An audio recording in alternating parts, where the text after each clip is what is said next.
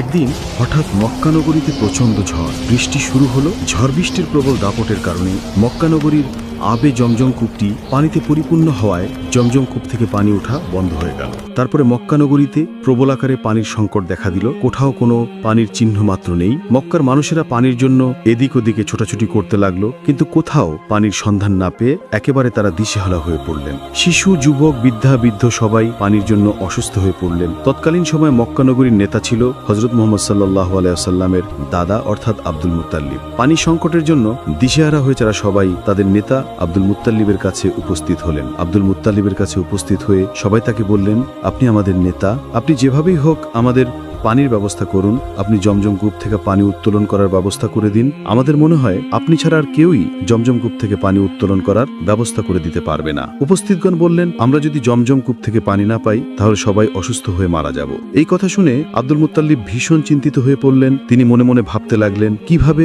জমজম কূপ থেকে পানি উত্তোলন করা যায় এবং কিভাবে পানি উত্তোলন করার ব্যবস্থা করা যায়। কিন্তু তিনি কোনো চিন্তা করেই কুল কিনারা পেল না, কোনো আশার আলো দেখতে পেল না। তখন তিনি মহান আল্লাহ তাআলার দরবারে দুইখানা হাত উত্তোলন করে দোয়া করলেন এবং বিভিন্ন ধরনের মানত করলেন, কিন্তু কোনো দোয়া ও মানত আল্লাহর দরবারে কবুল হলো না।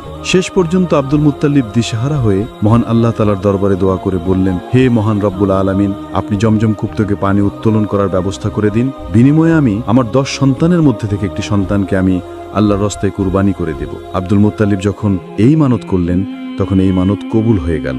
অর্থাৎ রাসূলুল্লাহ সাল্লাল্লাহু আলাইহি ওয়াসাল্লামের দাদা যখন এই মানতটি করলেন তখন আল্লাহ পাক রব্বুল আলামিন তার এই মানতটি কবুল করে নিলেন এবং তার সাথে সাথেই জমজম কূপ থেকে প্রচুর পরিমাণে পানি বের হতে লাগলো এবং জমজম কূপের পানি বের হতে দেখে মক্কাবাসী খুব অবাক হয়ে গেলেন এবং তারা আনন্দে আত্মহারা হয়ে পড়লেন।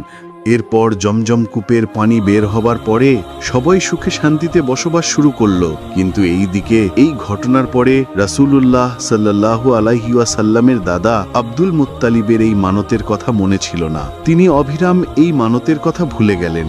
একদিন হযরত মুহাম্মদ সাল্লাল্লাহু আলাইহি ওয়াসাল্লামের দাদা আব্দুল মুত্তালিব তার নিজের গৃহে ঘুমোচ্ছিলেন। তিনি স্বপ্নে দেখলেন মহান আল্লাহ তাআলা আব্দুল মুত্তালিবকে বলছেন, হে আব্দুল মুত্তালিব, তুমি কি ভুলে গেলে তুমি কি মানত করেছিলে? তুমি মানত করেছিলে যে জমজম কূপ থেকে পানি বের হলে তোমার 10 সন্তানের মধ্যে থেকে একটি সন্তানকে তুমি আল্লাহর রাস্তায় কুরবানি করে দিবে। তুমি তোমার মানত পূরণ করো। তারপরে এই স্বপ্ন দেখার পরে আব্দুল মুত্তালিব ঘুম থেকে জাগ্রত হলেন এবং উঠে বসে পড়লেন। তারপর তিনি চিন্তা করতে লাগলেন, সত্যিই তো আমি মানত করেছিলাম যে জমজম কূপ থেকে পানি বের হলে আমি আমার 10 সন্তানের মধ্যে থেকে একটি সন্তানকে আমি আল্লাহর রাস্তায় জবাই করে দিব, কিন্তু আমি আমার মানতের কথা